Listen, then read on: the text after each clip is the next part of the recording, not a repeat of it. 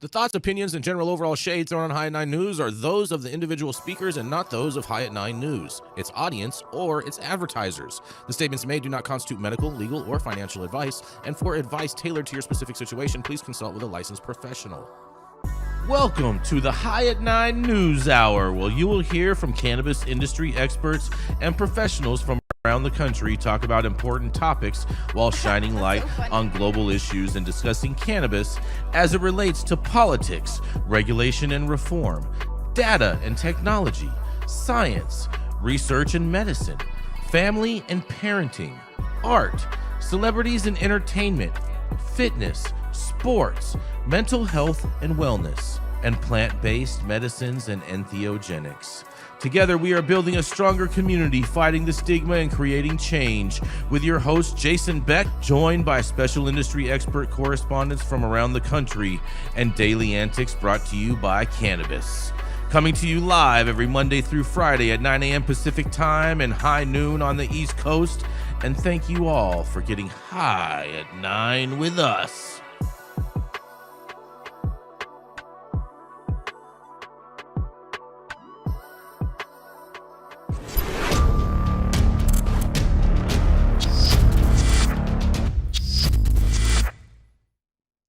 Yes, and good morning, everybody. That's right. It is Friday, August 22nd. And today, you guys, is the doctors are gonna love this because today it's National Surgical Oncologist Day today. All right, cheer for the oncologist. My best friend from medical school is a surgical oncologist. Yes. It's also never been better day today, you guys. What? Yeah, never I don't get that one. I think it's to promote beans, bro. In all honesty, What bean are we talking about? Yeah, that's weird. Is it Bush's lobby? So what's going on? Beans got a big lobby. You know what I'm saying? They got a big lobby. Bean lobby. Mm-hmm. It's also National Bow Day. Like bow buns, because I'll get behind that. They're I'll mess with some bow buns. Yeah. freaking Exactly those things. I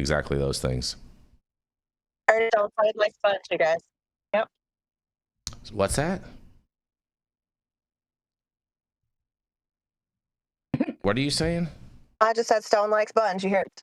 Oh yeah, Stone. Stone likes buns. Stone likes I like buns. big buns, and I cannot lie. Mm-hmm. It's also National Pecan Tort Day today. Wait a second. Hold on a second. That can't be right. That can't be right. That was yesterday. I see the mistake that you meant. Oh no, it is National Pecan Tort Day and National Tooth Fairy Day. Oh, Gretchen, this is for you. You're gonna love this one. National Be an Angel Day, Gretchen. Well, that's every day for me. Yeah, right.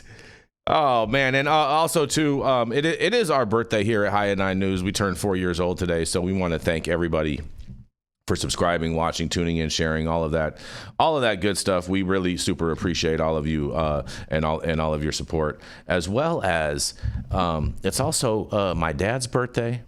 So happy birthday, Dad. And it is also my cousin Robbie's birthday. So happy birthday, Rob. And on that, thank you all for joining us and getting high at 9 with us. It's also high noon on the East Coast. And please remember to like, share, and subscribe to us on all social media platforms. You can look up above and down below to see exactly where we live on the internet. And we are live every Monday through Friday on YouTube, Rumble, Twitch, X, Instagram, Facebook, Kick, as well as on our very own website, www.highat9news.com. So welcome to everyone joining us from any one of those platforms. And we are starting this off with Jenny. Are you with us? I'm working on my service issues, Jason, so I'm not on camera. Okay, well, she'll be on camera. Do you want to read your story? Or you want me to read your story? You can't hear me very well either. No, I can't. She's trying to get her internet situation fixed. So I'm gonna go ahead and read Jenny's story for you guys today, and Jenny will be here shortly as soon as she gets her internet fixed all up. But apparently, you guys, you're going to love this. Michigan Cannabis Testing Lab loses its licenses And the owners are banned in a long-running dispute, you guys. That's right. A years-long battle between a cannabis testing company and the Michigan marijuana regulator has ended, with the state revoking the license held by the lab and permanently banning its owners from participating in the industry. The state cannabis regulator announced this on August 20th. And the settlement results in the immediate revocation of Veridis Lansing licenses, and the cannabis testing lab's 3 majority owners will be permanently excluded from participating in Michigan's marijuana industry. The consent order said, you guys. Minority investors in Veridis are reorganizing and forming a separate entity to run the lab in Bay City, according to an attorney from the minority investors. And in a quote, they say, "This is injustice, plain and simple," Brian Hanna, the executive director of Michigan CRA, said in a press release announcing the settlement. Veridis failed to uphold the standards required of marijuana safety compliance facilities in Michigan. Veridis circumvented the rules. Their majority owners will never operate in the space again, and the Michigan cannabis industry will be stronger for it, they say. The saga with Veridis started with a massive recall back in November of 2021 of marijuana products tested by Veridis because the agency found inaccurate and or unreliable results of many of the marijuana products tested by the labs. And Veridis was testing as much as 70% of all of the cannabis products on the shelf on the market at that time. And the recall, which resulted in the labs suing the state and a judge deciding to limit the recall, threw the young industry into a state of turmoil as hundreds of products that had failed microbial retesting were returned to store shelves. The recall raised questions about the accuracy of marijuana products labelings, with the CRA also arguing that Veridis was inflating THC percentage levels on the labels.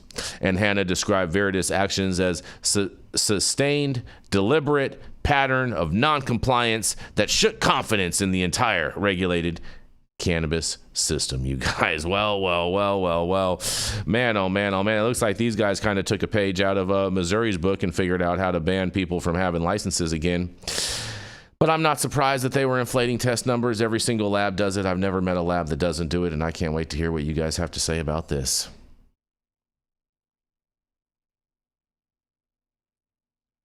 Are you guys there? I mean, I'm actually really glad that they're barring the owners from participating in the industry. They shouldn't be able to. They've undermined consumer safety. They've undermined trust. And the only reason to buy from a regulated market, which is safety and testing and accuracy and knowing what's in the product that you've just purchased. So I am struggling a little bit that the fact that they were able to return product that failed microbial testing back to the shelves. I think that's a big loss. But yeah. Good. They shouldn't be participating in the industry if they're not willing to participate in the right ways, especially in the lab testing area. Mm-hmm. Interesting. Wow. Are you with us, Gretchen? I'm here. Oh, okay. All right. This story's not doing much for me. I'm just checking you out on your amazing set that I have not seen in years. So, it took my breath away. I was not really listening, Jason, except go Michigan. I don't know what to tell you. Go Michigan. Fair enough. And welcome back, Gretchen. It's great to have you with us today. So Slow down on the welcome back. Just visiting, saying hello. Sure. Let you tell it, Gretchen. It's all good. You know what I mean? We're here for it. Either way, all day, every way. Dr. T, what do you have to say about this testing lab? I always go back to the universal standards. What are the universal standards? We're still quite not sure of universal standards in the cannabis industry. Reporting on a THC percentage to the decimal point when the variability could be as high as 50% makes no sense. I don't know what the microbial standards are here, and so if they say a lab is failing to do their job, when the job is not quite clear what the job is, what's the accurate way of doing it, then I could see injustice being the call from the current lab owners. Mm-hmm. I need more detail to really see whether they were truly, meaning to falsify things. or not? I mean, is it false when you cherry pick a bud and submit it as a representative of your sample? I mean, you know, is there a random procedure that needs to happen when selecting flower for testing? You know, all these are questions. Yeah, well, not answered. Well, you know, this story had been going on for a significant amount of time, and so I'm not surprised that this is ultimately how it went down, especially with all of the other things that were happening around this lab. And you know, they recalled a bunch of product, pulled like 70% of products off the shelf, and then ended up letting them go back. It was a whole big debacle that went on for years. Like as it stated in the article, it started in 2021. Dr. Mark, you have any thoughts on this? So Michigan is somewhat of a mature market. Mm-hmm. So when states get that big in terms of just numbers of producers, you start getting a number of testing labs, and that's where you start really seeing this phenomena that we refer to as lab shopping, right? Mm-hmm. And so the labs basically start cooking the books, because if you report the actual THC percentages and you fail these producers for moldy weed, guess what? You don't lose, or you lose that business, right? Mm-hmm. So I think what you're seeing in Michigan, as well as several other states, is, again, you get some unswarthy players in there that realize that, you know, it's a competitive market. And unlike cannabis producers, which certainly you could create a $50 to $100 million business, it is difficult for these testing labs to get to profitability, because the instruments cost a lot of money, the expertise to run the lab costs a lot. Mm-hmm. So they're not as profitable as producers. So they need every tool in their toolbox to get to profitability. And this is just another one, which is where they just start cooking the books, right? Exactly. They're cooking. It sounds like they're cooking a lot more than the books. They're cooking all the all the Stone Slade's Delta 8 distillate. Fuck out of here. Oh man, you have any thoughts on this, Stone, before we move on? The bear. Inflated THC numbers, bad microbial results, and lawsuits flying back and forth only helps erode the trust in the industry, man. So mm-hmm. Is what it is, but it's happening everywhere. I mean, I don't know anyone that really trusts THC percentages in the first place, but except for, you know, just the average consumers that don't know any better. But nonetheless, other than that, we're going to roll into our first commercial, and we're going to be right back.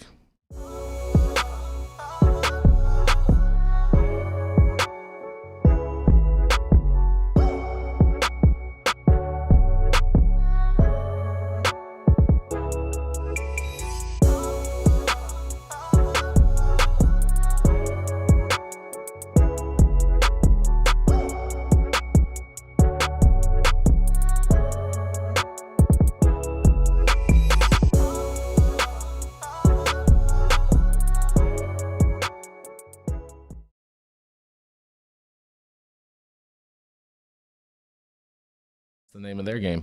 And we are back, you guys. Well, I have Gretchen, since you were back, I couldn't help myself but to find a safe banking story for you, because, it's all about passing safe banking, Gretchen. Dude, I love me some safe banking. I knew you would. I know it's your favorite bill floating around Congress right now. So, Well, Bill Maher, in a conversation with Chris Pratt, says federal banking ban leaves marijuana businesses vulnerable, and calls it a terrible situation. That's right. Bill Maher is calling out the federal policy that blocks marijuana businesses from accessing the banking system, and says it leaves hundreds of thousands of workers and companies exposed to unnecessary risks. An episode of his podcast released today, which I believe was just the other day, in which he was chatting with Chris Pratt. Bill Maher criticized the government for treating state legal cannabis operators as bad people and forcing them to run cash-only operations. In a quote, he says, "It's a terrible situation that pot stores are still sort of bad people, so we can't trust them with banking and shit. So there's too much cash, which tends to attract robbers," Maher said. We're bad people who are addicting people to something terrible, so we can't bank. It's all, it's just kind of bureaucratic bullshit, he says. Pratt responded by saying it's really interesting they decided to throw a conscious on the aspect of capitalism. That's a good, fair point. Mar then pointed to the bureaucratic barriers marijuana companies face in states like California, describing them as overwhelming. And in a quote says, "If I told you all the hurdles that we had to try to get over to just establish a marijuana company, it's just ridiculous. They do not make it easy." Mar argued that removing red tape surrounding the marijuana business would be simple and widely popular reform, and in a quote says, "If you want to have an easy, low-hanging fruit victory with people, just cut the red tape," he says.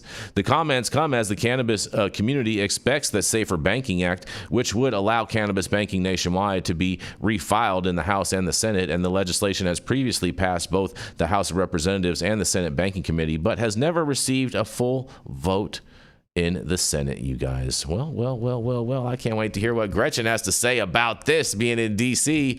And we all know it's all about passing safe banking, so we can actually bank and get some credit cards and all that fun stuff, so we can just go and trick off cash that we don't have. What do you got to say, Gretchen? Well, I don't know about your assessment, Jason Beck, but safe banking is a good first step for federal legalization. You're going to have a tough time getting it past the Senate Banking Chairman, Tim Scott. He has not been a fan of this, although I do find him to be open to conversations, unlike some past folks who've held the position. So I do believe that there's hope for safe banking. It is yet to be introduced this session. We're expecting it to come this fall. We know Dave Joyce from Ohio is going to take it up on the House side, and Bernie Moreno from Ohio is supposed to do it in the Senate. And they keep telling us it's just a matter of time. Now, I think you're going to need some help from, frankly, President Bush to get Tim Scott off the fence, but we'll see. Don't you mean President Trump?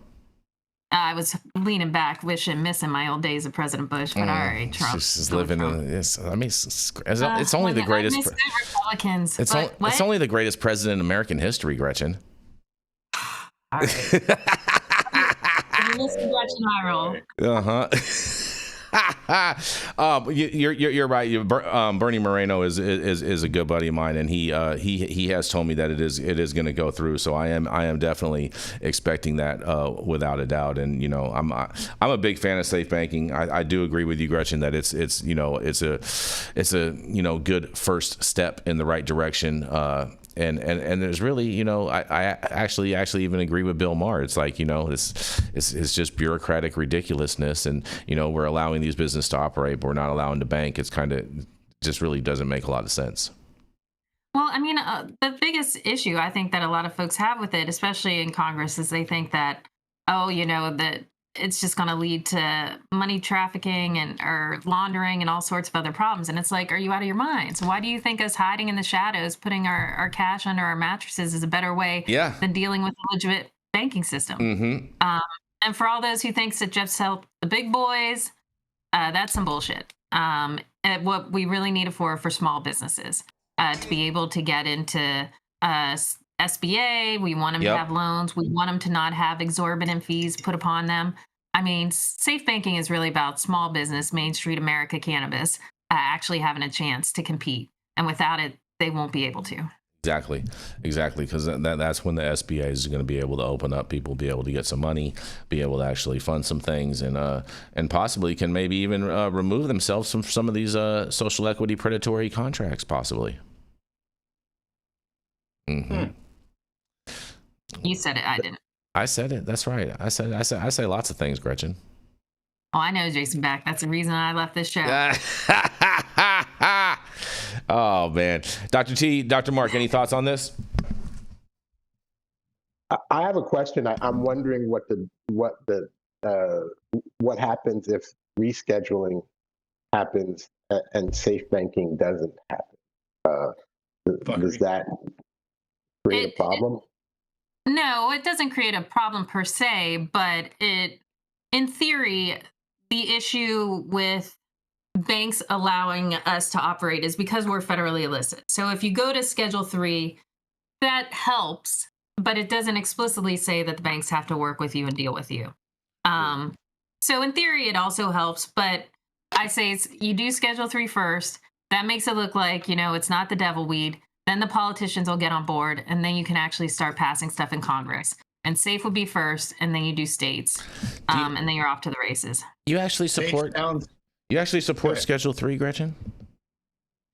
I support it as a necessary first step. I think it's ludicrous, frankly, to the industry, and I know they're going to hate me for this because they love to fucking hate me. You can't deschedule. You just can't. Congress is not ready. This country is not ready. We have not seen one state go full adult use and bam, it's wonderful and amazing. We need the step to show that medical is viable. We need to show them research. We need to get things past bureaucrats to show that the world's not going to end.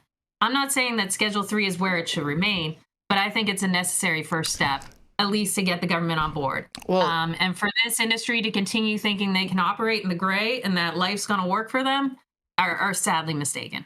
Well, Gretchen, I agree with half of your statement. The other half I think is totally ridiculous because I believe that if it's the first step, it's the first step to nowhere. You know what I mean? It's like even with the First Step Act, we never got any more criminal justice reform done after that. Then your next step will be off a pier, Jason, because it ain't gonna fucking happen. I actually have a pier right behind me, Gretchen. It's beautiful, big beautiful pier. Go take a dip. Because as much as everyone hates a swamp and as much as everyone hates DC, these guys are going to be involved. You have to involve them. I'm sorry. That's just how it's going to work.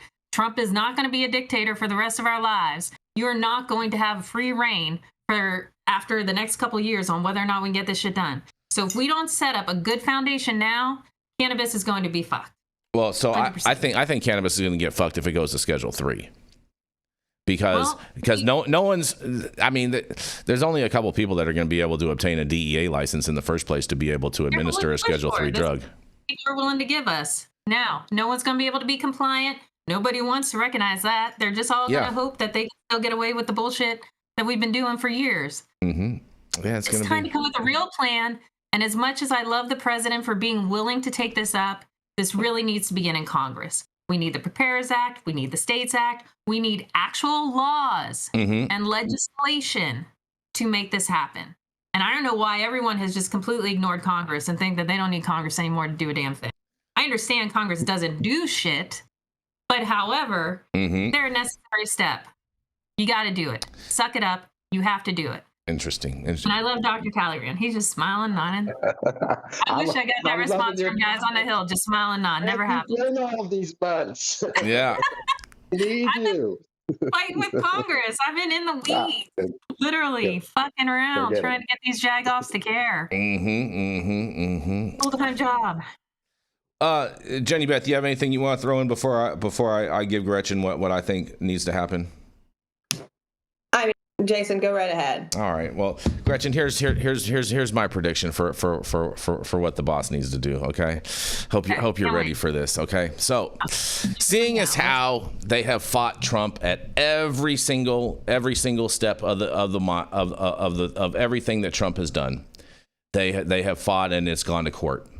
So, and I'll be the first person to say, and I've always said this, and I still believe it, and I'm still standing by it, that Trump does not have the power to deschedule cannabis through an executive order. However, I know this. I just admitted that. I just admitted that. I'm just making sure you know this. I'm the one that said it. I'm the one that said it. Okay. All right. So this is what President Trump needs to do. President Trump needs to deschedule cannabis with an executive order and go over the top of everybody, because there was absolutely zero pushback when they actually legalized cannabis with the Farm Bill back in 2018. So there's not going to be any kind of repercussions, political consequences or whatnot that people think they're going to happen or whatnot. So Trump needs to go over the top, just deschedule cannabis with an executive order, which at that point in time, the prohibitionists are going to come and file a lawsuit saying that he can't do it, which he can't do it, and let that go to court. That's fine. But at the same time, it'll give the directive to Pam Bondi, who can do an executive order, to deschedule cannabis. And I think that's how it needs to go. Stop miseducating the American public, Jason Beck. That's not miseducating the American public. Pam Bondi has the power to deschedule cannabis through an executive order. Now, that can be changed by any other attorney general that comes in, but that's 100% reality. Find yourself here, Jason Beck. Here's the hard truth none of y'all want to listen to. The attorney general is able to reschedule. She can move it around the Controlled Substances Act all she wants. If you want to deschedule and take a drug off the Controlled Substances Act, you have to go through fucking, who's my favorite person? Congress. You need to go through Congress, motherfuckers. I'm sick of this shit. Why is no one paying attention to Congress? Because but what about the fact that they technically already legalized cannabis with just a stupid 0.3 percentage attached to it in the Farm Bill? Stone, wait a like minute, Jason Stone, said, what if Trump had them remove the 0.3%? You're totally right, Stone. Where did the Farm Bill come from? It did come from Congress. They're correct. Okay, so you're gonna poo-poo on my first one. That's fine, whatever. I totally anticipated that. But another thing that Trump could do to go over the top is to do an executive order to ratify the 2018 Farm Bill, Gretchen, and just remove the whole THC percentage altogether.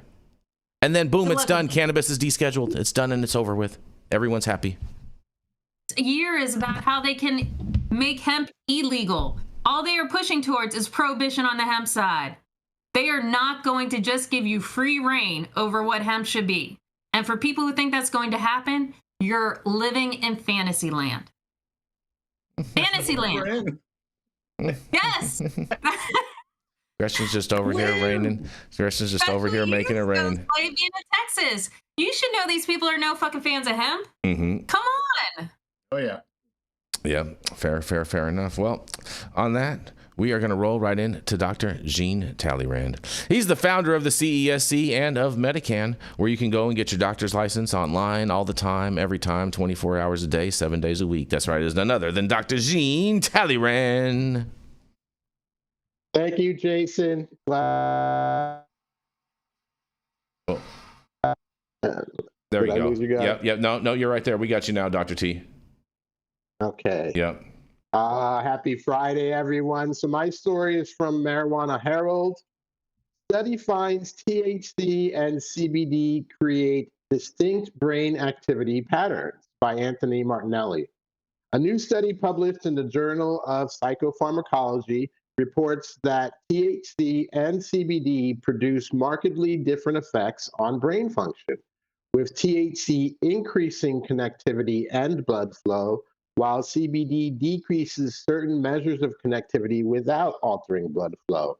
Researchers from the University of Reading, Heinrich Heine University, and King's College London administered the THC CBD and THC CBD combination to rats before measuring brain activity using functional MRI and cerebral blood flow.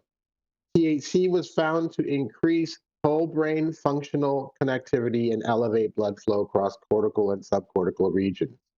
CBD, in contrast, reduced connectivity measures but did not affect blood flow. When administered together, THC and CBD produced more moderate increases in both connectivity and perfusion, suggesting that CBD tempered some of THC's effect.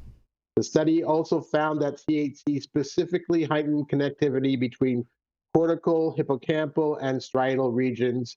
The network is crucial for memory, navigation, and learning. Activity was less pronounced when CBD was included.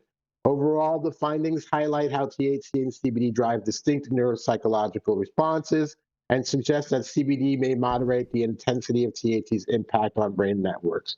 According to the authors, these results support the value of preclinical neuroimaging in identifying cannabinoid-induced brain changes that could inform future therapeutic applications.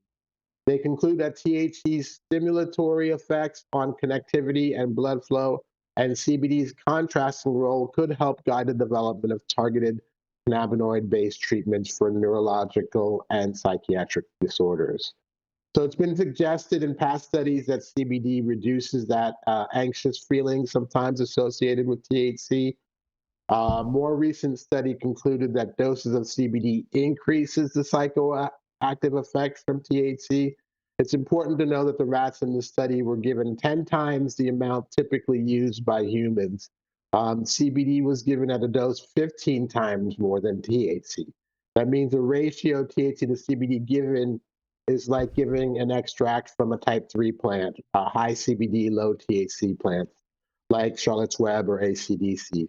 The effect might not be evident at typical doses consumed, so don't try this at home because it probably won't work. Often people say that they need a little THC to activate CBD. This study indicates that there is synergy between the two cannabinoids. Do you like to mix your THC and CBD? At what ratio? This is Dr. Jean Talleyrand with High at 9 News. Interesting. This is just more good news coming out, but I'm confused as to how did they say that they gave the rats 15 times more of these doses, Dr. T, than as opposed to everybody else? Well, I mean, usually when you're dosing THC, the average person doses approximately 1 milligram per kilogram body weight of THC. They were giving the rats 10 milligrams per kilogram body weight of THC. Usually when people dose CBD, if they were dosing it correctly, they would dose about 10 milligrams per kilogram body weight. They don't because the products aren't out there to dose that way. So it's, and here they were giving 150 milligrams per kilogram. So they were giving 15 times what they should be giving. So they really blasted these poor rats with a lot of cannabinoids to be able to see this study. So I don't know how much real world implication this has. Like they said, they're really looking at pharmacology of it and looking to build pharmaceutical methods with this study. Can I just say, of all the jobs you can get as a lab rat, that's it. That's probably the one. That's the prize position, huh? Prize position. Yeah, it is. Any thoughts on this, Jenny Beth? Nope. Okay. Dr. Mark, what do you think? Well, I'm a little, I guess maybe a little confused. We know that CBD is what we call a negative allosteric modulator of the CB1 receptor, so it sort of attenuates THC's action on that receptor. So I think it's really complex how these things all work because CBD also hits several other targets, including TRPV1, PPAR. These all contribute to the therapeutic effects. So it's, it's a real mishmash of things, the way that all of these systems interact with each other. So I think what you see is that, there could be particular ratios that are beneficial to patients. And maybe, again, if the patient isn't looking for the agonism of CB1, which provides the high, but they still need the cannabinoids to treat some medical condition, that, this can actually be, very, very useful to understand what the right ratios are and maybe even dial it into a strain or some type of extraction preparation, right, Dr. T? Yeah, I mean, this could mean that CBD moderates THC enough, and remember the effects they were having were on navigation and memory. So it could be that you need, if you're having memory loss with type 1 or type 2 products, you might want to move on to a type 3 that moderates that and doesn't give you the memory loss. So maybe there's some useful information from blasting these rats. Interesting. And they only tried this on rats. They didn't try this on any other animals. Well, this study was on rats, yeah. Interesting. What would be the next phase? In regards with this type of a study after it goes to the rats? Does it go to another animal or it goes to humans? You can go straight to humans. I mean, I don't think we need to study these rats.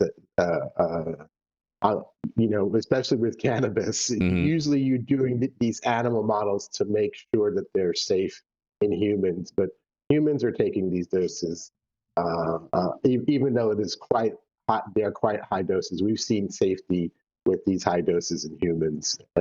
So I'm not sure why they did the animal study. Fair enough. It's easier to do. Whenever you do a human study, you need IRB approval, and sometimes these IRBs only meet like once every quarter or something like that. So it's just easier to do the animal studies. Cheaper. Interesting. Gretchen, Stone, anything to say on this before we move on? They should try this study on Congress. Like, get some shit done. Fair enough. Another animal study. Yep, fair enough. And on that, we're going to go into our next commercial, and we're going to be right back. Every legend has a humble beginning. In world news, leaders are gathering today for the annual summit. I want to tell you something, Che. The government is watching us through the television. Oh, John. Look, right there. They're trying to hack into my TV box. We're still not able to hack into the TV box, sir. Ha! But they can't. I've rebuilt the entire electronic system, and it sends and receives signals through quantum phase space. They'll never get in.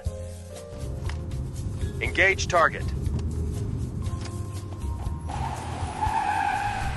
In other news, local authorities are investigating a series of strange atmospheric phenomena reported by residents. Ma'am, we're with the federal government. We need to ask you some questions. John? Is there a problem? We've been trying to penetrate your TV box for over 6 months. I told you they were trying to watch us through the TV, but you didn't believe me. We can't get in, and to be frank, we have no idea what you've created. Yeah, that's the point. It's called privacy. You know what the Fourth Amendment guarantees? All we know is that we can't get inside.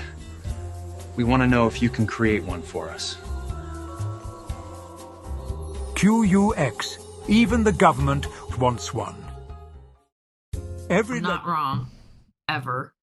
Oh, and we are Someday y'all back, you realize guys. this. Oh, we are back. Stop whatever you're doing. Make sure you smash that like button. I know we'll appreciate it. You'll appreciate it, and YouTube will appreciate it. Also, make sure you subscribe to the channel if you haven't subscribed already. And all of the articles that we cover on today's show, you can read directly on our website at www.highatnightnews.com. Introducing QUX Pay, or simply the Pay app. Where you can pay like it's nobody's business. Because it isn't. It's what everyone's been clamoring for. It's finally here. Secure every payment. Your data stays private. QUX will never sell your data for profit, period. Pay friends, family, contacts instantly. No hidden fees. No limits. Spend on the move. With this patented technology, you can use debit, credit, bank transfers, cash cards, and even crypto completely offline. Amounts transferred through the Pay app reach their destination instantly. Transfers in a flash. As quick as sending a text. No more waiting around like crypto. Are you ready for the future of payments? The state of the art for money is finally here. Data privacy and security protocols trusted by militaries and banks worldwide. QUX Pay, the Pay app. Available as an app and point of sale system, personal and corporate accounts available. Go to QUXPay.com and start using the Pay app today.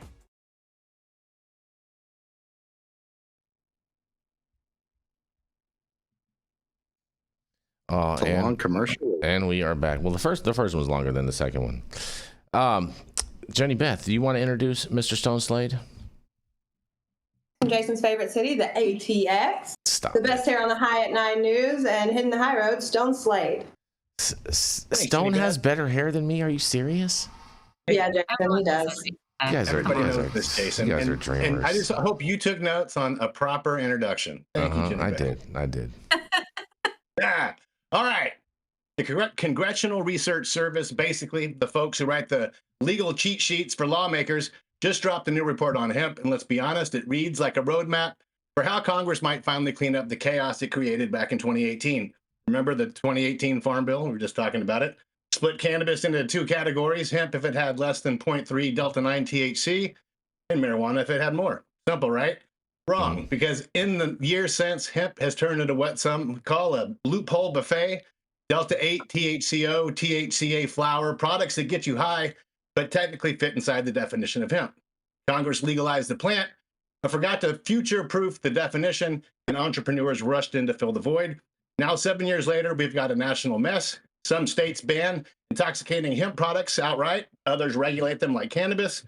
Others treat them like consumer goods, and plenty of states just look the other way. Meanwhile, the DEA insists synthetically derived THC is illegal, but federal courts keep disagreeing. One circuit court said Delta-8 is legal. Another says THCO is hemp too. Judges basically telling DEA, sorry, your opinion letters don't override the law. So the CRS report lays out 4 questions for Congress if they actually want to fix this. First, should they rewrite the definition of hemp so it's clear which THC products are in and which are out? That's the fight that we just saw between Kentucky's own Mitch McConnell and Rand Paul. McConnell tried to sneak in language that would have banned hemp products in the THC with THC or THCA altogether. Rand Paul ripped it out, saying hemp farmers deserve a chance to sell what the market wants. Second, should Congress adopt the DEA's line that synthetically derived THC should stay Schedule 1? Sounds simple, but nobody can even agree on what synthetic means. Most Delta-8 on shelves is made by converting CBD in a lab. Is that synthetic? Natural? Congress would need to define that. Otherwise, the courts will keep punting it back and forth.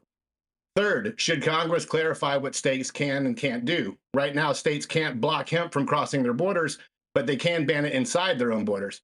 That's why Virginia, Arkansas, and now states like New Jersey and Wyoming have tried to shut down intoxicating hemp entirely.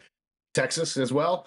Some businesses are suing, saying it violates interstate commerce. Courts mostly side with the states. Congress could rewrite the rules either way, give states total control, or rein them in. Fourth, should Congress finally deal with marijuana's status under the Controlled Substances Act? Because let's face it, none of this makes sense as long as cannabis is stuck in 2 legal universes, hemp here and marijuana there. DEA is already toying with rescheduling marijuana to Schedule 3, but some lawmakers are ready to go further and deschedule it completely. So where does this leave us? The CRS didn't tell Congress what to do. They just put the menu on the table. But here's the thing, if lawmakers don't act, the courts will keep writing cannabis laws for them. That's how we ended up with Delta-8 and gas stations in the first place. Here's the irony of the Farm Bill that was supposed to give farmers a new cash crop turned into a legal free-for-all. Instead of stabilizing the cannabis market, it split it in 2, creating a gray area where hemp companies don't pay 280E taxes, don't face banking restrictions, and can ship products nationwide, while licensed cannabis companies in legal states are getting crushed under regulations. So yeah, Congress has 4 choices on paper, but really the choice is this: admit the 0.3 line was arbitrary and stop pretending that you can outlaw chemistry, or keep patching a leaky roof until the whole house caves in. Inflated that's it. That's all I got. Sorry, I had something else there. Oh, you get some inflated THC, huh? Sorry, I had notes. And some inflated THC apparently. What are you gonna say, Gretchen?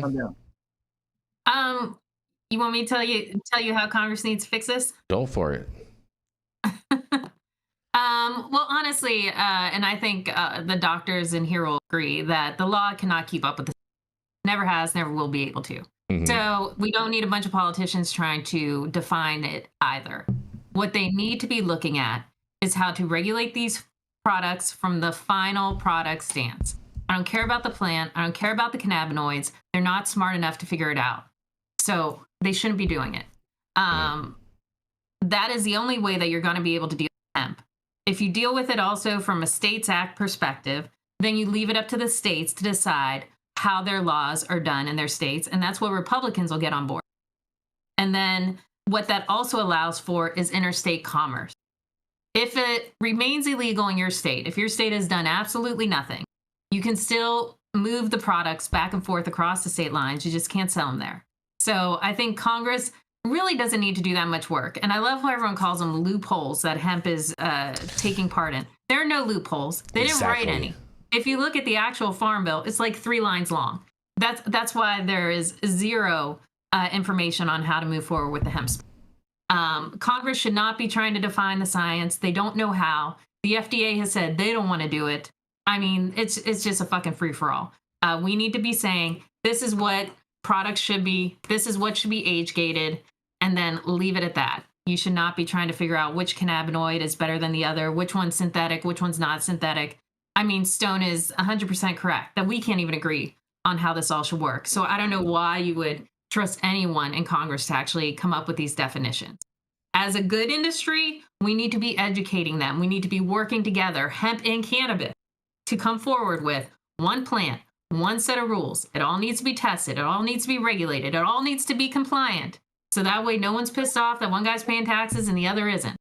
This is how we have to move forward if we want to move forward at all. If not, both of these industries are going to greatly suffer. Well, again, the problem with what you're saying, though, is that the jurisdiction over the plant by the Farm Bill ends at harvest. Okay, so once that plant is deemed as hemp, what happens to the CBD and what happens to the cannabinoids that get extracted from that hemp? FDA has dropped the ball on that, right? So if you want to grow corn, you're going to be regulated by the USDA. If you want to make cans of creamed corn, you're going to be regulated by the FDA. The FDA has dropped the ball here, and they didn't even contemplate, Gretchen, a route to market for CBD, because if you put CBD in food, feed, or cosmetics for interstate commerce, you're breaking the law, the FD&C Act. Right. Yep. So they were Congress was completely snookered on rope and oil and paper. That's what they thought hemp was. They didn't realize that, there's type 3 cannabis that can grow like you're not growing a straight single row crop. You're growing for a canopy because you're producing cannabinoids in a trichome. They didn't realize that. They didn't know. Shocker, a bunch of old white guys didn't know what the hell they were doing. Well, completely snookered. And so the Farm Bill is not going to take care of all the Delta 8 and all. No, you got to completely redo it. You can't go by what it's currently defined as. But if you're going to go by dry weight, wet weight, all sorts of weird shit, these guys aren't going to understand that either. We need to really explain how this is going to work. And when I've talked with folks in the administration, I've talked to 10 different agencies. Everyone wants to try and put us in one cute little box, like, the ATF will handle this, or the FDA will handle it. No, it's going to go across the entire administration. Every agency is going to have a hand in this industry. That's how big this plan is. And people need to start to realize that. And that's the only way we're going to be able to start figuring out regulate. This is what about producing a separate agency, a cannabis, just like alcohol and tobacco have their own regulatory division. Have you met Doge? I don't think they're going to be a big fan of creating another agency when they keep just dismantling the ones that we already have. Thank goodness they're doing that. We'll see. No, I think honestly, overall, ATF will probably be overarching unless you can convince them that cannabis is just a plant and a commodity, and then it goes to the USDA. Just put it in with that: alcohol, tobacco, firearms, and cannabis. Yep. Well, I think TTB. We don't know how to do. I think TTB is where it would ultimately end up, but I think USDA would be the perfect place for it, because that is just a plant. It's just agricultural commodity at the end of the day, and needs to be treated as such, as far as I'm concerned. Mm-hmm. So. Interesting. And then maybe we could call it right. In 1976, this Canadian doctor, Dr. Ernest Small, this arbitrarily came up with that 0.3%. And our administration, our Congress just picked up on it, and they haven't let it go since. It's a huge problem. Very, very true. Very, very, very, very, very true. It's going to continue to be these types of problems until something actually gets done. But Gretchen, I don't think anything's going to get done anytime soon. I'm not going to hold my breath for anything on this one. Okay. It's because I'm going to just stay breathing. But on that, we're going to roll into our final commercial, and we are going to be right back.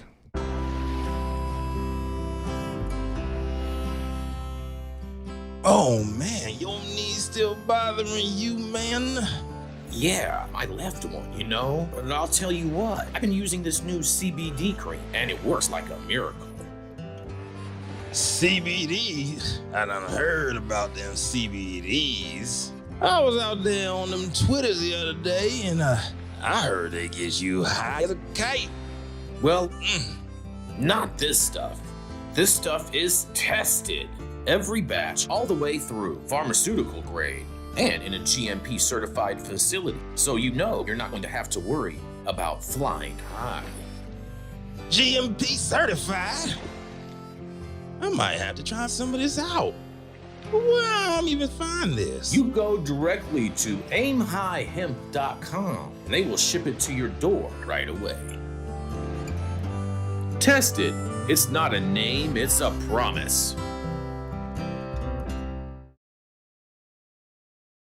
Thank you guys. All right. Coming up next, Dr. Mark After Dark, our organic chemistry expert and probably one of the smartest guys on this show, Dr. Mark Scialdone. Oh, thank you, Jenny. Happy Friday, everyone. Hope you're having a great week. You got some great plans for the weekend, and that cannabis is part of your weekend plans. Okay, so today my story comes from the Big Apple, and it's entitled $5 million in illegal cannabis products seized in Bronx drug bust. 11 arrested. Wow, 11 people arrested. Holy shit, what did they do here? Okay, so this is in the Bronx in New York. Nearly a dozen people were arrested in a massive marijuana bust in the Bronx on Thursday, according to officials. New York City Deputy Mayor for Public Safety Kaz Daugherty said officials recovered more than $5 million of illegal cannabis products from a home located at 522 Timpson Place. He said an illegal cannabis business was operating out of the home. Unlicensed cannabis operations like this pose significant health risks, Daugherty said. They could potentially be selling unregulated, untested products that can make people sick and cause overdoses. The joint investigation led by the New York City Sheriff led to the arrest of 11 people ranging in ages from 22 to 65 years old and the seizure of 2,000 pounds of cannabis products and 20,000 in cash and one illegal firearm. Okay. So when does 2,000 pounds of weed cost $5 million? Oh my God. Right? Crazy. Somebody do the dollar per pound thing. I'm just curious on what that is. So collectively, the officials say that suspects have 21 prior arrests. One of the individuals had 9 prior charges, including a conviction for murder. In video obtained by Eyewitness News, this is coming from the Eyewitness News Channel 7 webpage, you can see how the inside of the home had been converted into a marijuana marketplace. Ooh, marijuana marketplace. Neighbors said it was a popular one too, right? Things like, it looked like 42nd Street. That's how much traffic, I guess, was coming in the house. It was like Grand Central Station, another neighbor said. As for the home, officials say that it was the second time the authorities have investigated this location. On July 21st, 2024, the home was a secondary location of a bust where officials seized $2 million in illegal cannabis products.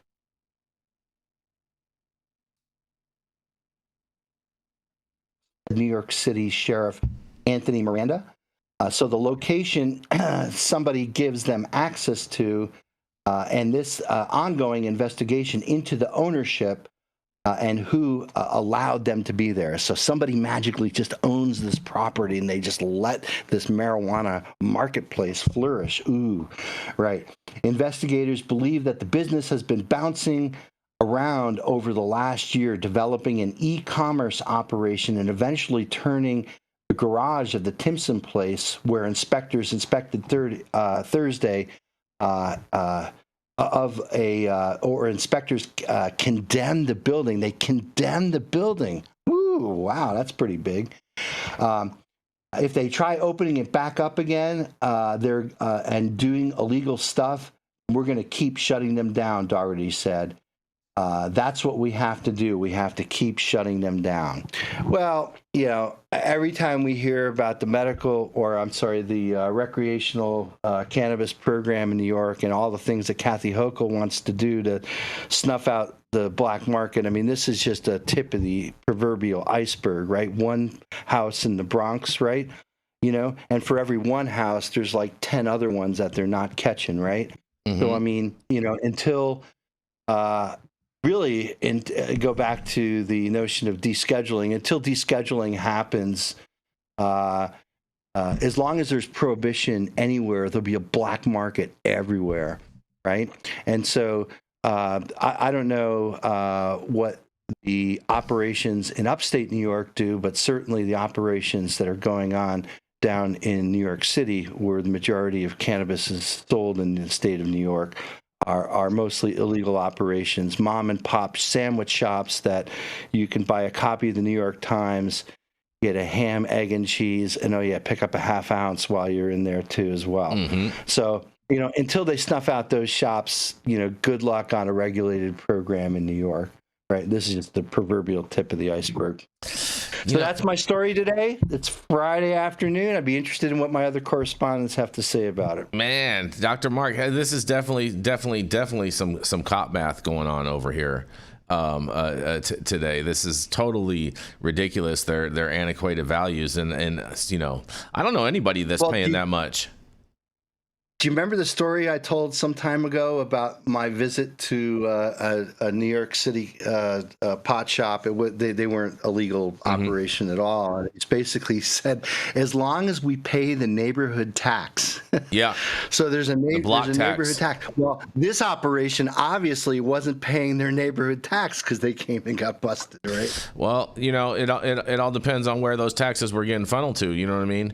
And maybe at the same time, maybe they pissed somebody off, or maybe there's a new shop that opened up around the corner that's paying a higher tax, and so they became collateral damage. That's always is a possibility with all of that. But so go for it, Jenny. A little trap math, right? So $5 million divided by 2,000 pounds is $2,500 a pound. You can for surely get that from out-of-town customers in California when they're coming from New York, especially the New York market. They are still paying that for certain things from California. So that actually, I'm going to give them one little bit of grace this time. They're not that fucking. So, and that's why people do it, right? That's why, to supplement tax structures and things like that, people sell to New York and places like that. They're still paying those things. I can tell you what happened. They pissed their neighbors off. That's why so many of them were so freely willing to go and talk to the news and say, this is what's wrong. This is what's wrong. And Jason, we know somebody else who can testify to why it's a bad idea to piss your neighbors off when you're doing some illegal shit. It never goes well. They're sick of having people come through where their kids are. They're sick of having all this stuff happen. So that's exactly what happened to these guys. I think it's crazy that somebody with a murder conviction sitting there selling weed, and they also seem kind of undergunned for 2,000 pounds and one handgun. But okay, protect your stuff the way you want to. I don't know. Only one illegal handgun. They could have more legal ones. That's true. That's Hold on, this is New York. They don't allow for guns at all out there. They're a little commie state. It's the Bronx. No, that's fair. I don't know. I think this is interesting, and it's not going to stop. I don't understand why they think that the trap is losing in any way, shape, or fashion. These guys would still be operating and happy right now if they wouldn't have pissed off a mom and pop neighbor. Oh man, the chat is pretty active. Hawaii Sustainable says Glasshouse loves New York. Everybody loves New York. Oh man. New York is crazy because they're telling their legal stores that now all of a sudden they're too close to schools, and meanwhile they got these shops popping up everywhere. They can't control them, they can't stop them, and there's no radius for these places to be able to open up and operate. New York is just like the gift that keeps on giving, man. You gotta love it. It's literally Gotham City. I was talking to a friend of mine who recently visited Bushwick in Brooklyn. Bushwick is a really trendy, young neighborhood place where a lot of young people want to live. There aren't even stores. They're just like unfolding card tables right on the sidewalk and putting ounces just out there. You could just buy anything right on the street. So You don't even need a storefront. You don't have to worry about pissing off your neighbors because you can just go to a busy area of some block and just set up and start selling right there. Anything and everything too. You know, I mean, that's happening in Oakland too. In Oakland, San Francisco, there's sessions everywhere. Yeah.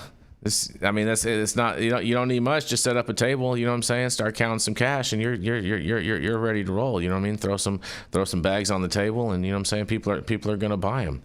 You know, especially with the high rate of taxes that these people are charging every time. Just goes to show you that people don't just goes to show you that most people don't care about clean cannabis. Their whole marketing plan is tested clean cannabis. Right. They want a $20 bag of weed. Yeah, people don't care. People don't care. Exactly. You know what I mean? Take some mids and fuse it with some terpenes so it smells. It smells great. Here's $20. Goodbye. Man, that's some fire, bro. Oh my God. Yeah, that's fucking great. Yeah. Exactly. Well, we are going to keep this train rolling. That was fun. That was fun, Dr. Mark. You know, I think that might be the first bus story you've ever covered on the show. So, but you know, New York.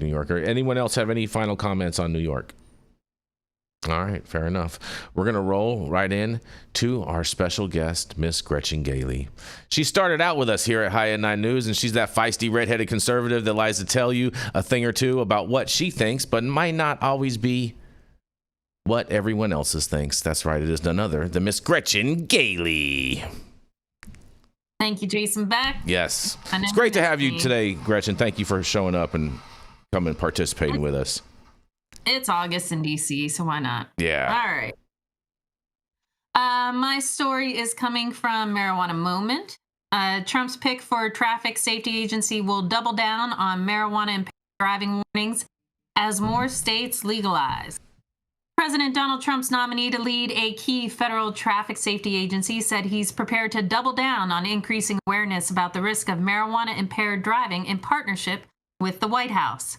During a Senate committee hearing, the nominee to serve as a administrator of the National Highway Traffic Safety Administration, Jonathan Morrison, was pressed on the need to develop technology to detect impairment from THC and also educate the public about the issue. Senator John Hickenlooper, Democrat from Colorado, who has long focused on promoting public safety around cannabis and driving, noted at the hearing that while there's a national standard for assessing alcohol impairment, currently there is no uniform national standard to measure marijuana impairment. Creating a national standard marijuana impairment is going to ease the burden of law enforcement, prosecutions, help clarify legal requirements for states, and without question, save countless lives, the senator said. The NHTSA nominee agreed and added that he feels there isn't necessarily public consciousness that when people are using marijuana, that it has an impairing effect on their ability to drive a vehicle. This goes on and on and on, just repeating itself. So basically, the guy who they're pushing forward on NHTSA is saying that they need to put in some type of standard. This is not shocking to me whatsoever. Every bill for actual federal legalization that's come up has included a piece about how there needs to be a standard and a test for driving impairment. So this is just par for the course. And once again, Congress is just repeating themselves. That's all I got. I mean, if there's no impairment, why would you regulate it? Yeah, but we would need research to prove that, Dr. Talleyrand. We're not allowed to do that. I have tons of research. All the research is showing that it doesn't impair, doesn't cause more accidents. Okay, well, it may slow your reaction, but it doesn't cause more accidents. So go tell Congress that. Well, Gretchen, people have been, you know what I'm saying? Gretchen, people have been smoking weed since, you know, let's just say, you know, the 50s and 60s. Okay, let's just put it at that. We know people have been smoking before then, you know what I mean, for centuries upon centuries. But let's just put that into perspective. And how many weed DUIs did people have any time from the 50s all the way up to legalization? This weed DUI bullshit has just came a thing with legalization and was never a thing before that. And so it's all just propaganda. Okay, once again, you love propaganda. The actual stats behind this, Jason Beck, if you talk to someone with law enforcement, is that they don't really test for cannabis impairment because the only way to really do that is with a blood test. And so it's much easier for cops when they're pulling over people to get them for drunk driving with alcohol, and then they don't take the next step to actually look at cannabis. So we don't have very good stats either way, yes or no, on cannabis impairment. So don't try and tell me that there's not some. That sounds like a bunch of... Until a study is done, relate cannabis impairment, driving impairment, to blood levels of THC and THC metabolites, that is just meaningless bullshit, Gretchen. Yeah. No, I'm saying, because we don't know. We can't relate. One at a time. We can't relate. Hold on, let Dr. Mark finish. We can't relate a level of THC in the blood to impairment until the study is done. They haven't done that study, right? So when that study is done, and we've done that for alcohol, that's why we could assign blood alcohol level threshold for after that you're impaired. They can't do that with THC, right? Because our bodies have evolved mechanisms to hold on to these molecules for dear life.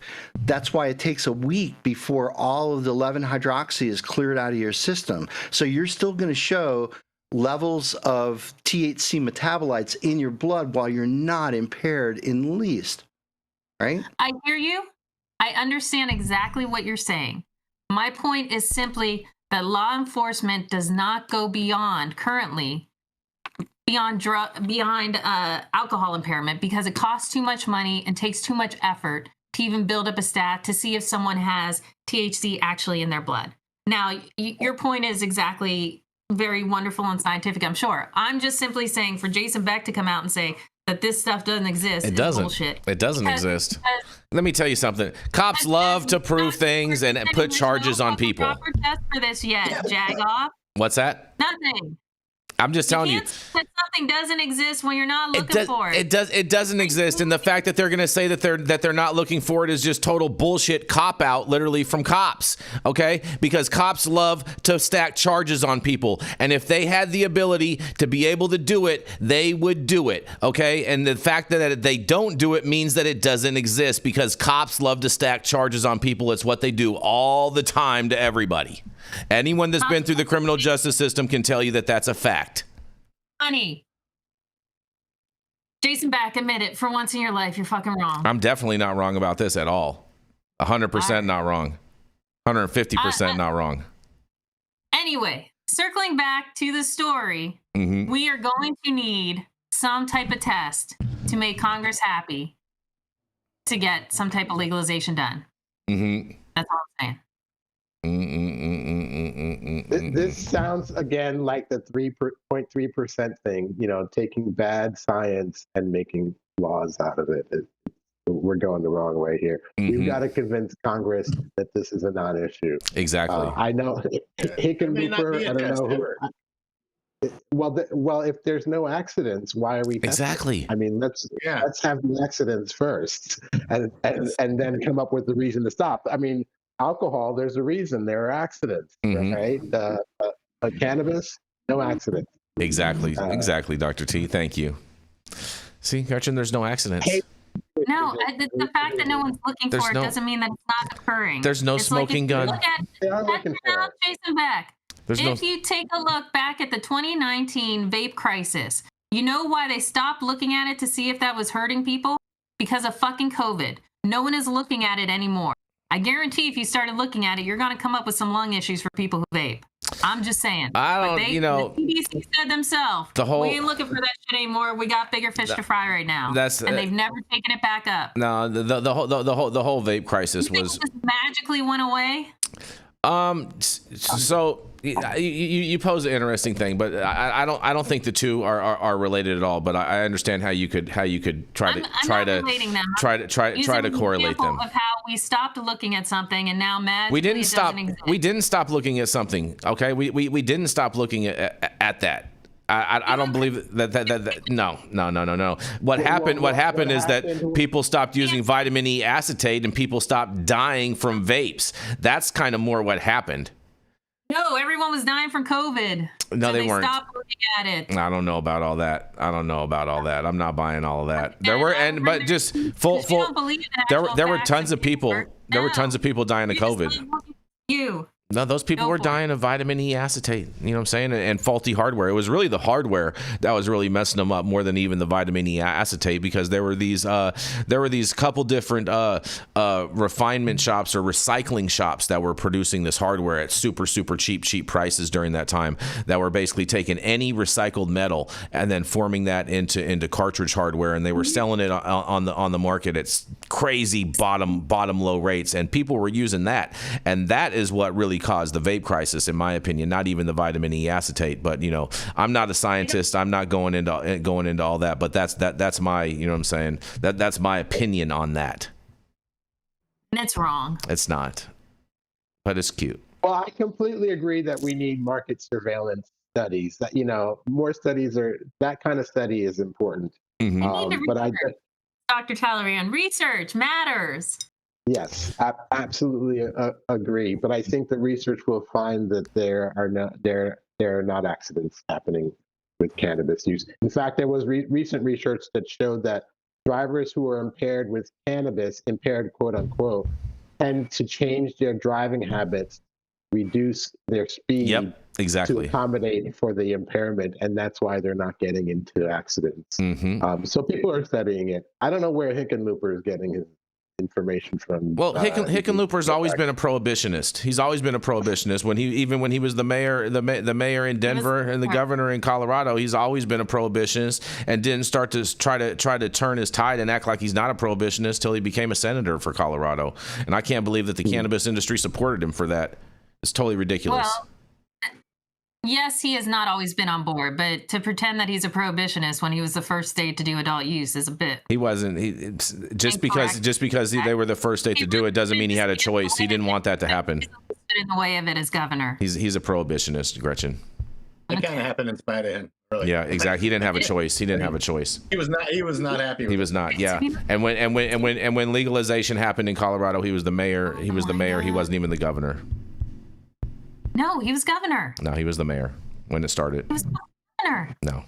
You're gonna have to look Once at the again, history books. Another fact. You're wrong on Jason Beck. No, I'm not. But that's cute.